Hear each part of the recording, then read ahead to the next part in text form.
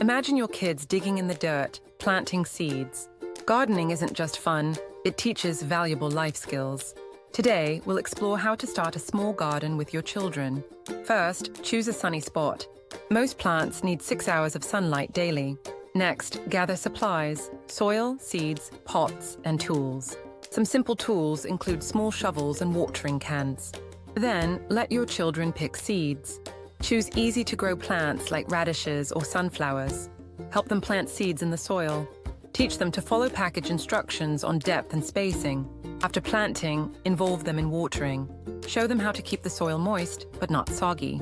This builds responsibility and patience. As the plants grow, encourage them to observe changes. Discuss what plants need to thrive: sunlight, water, and nutrients. For example, growing tomatoes can show them how pollination leads to fruit. Encourage them to journal their gardening journey. In summary, starting a garden with your children fosters teamwork, responsibility, and science learning.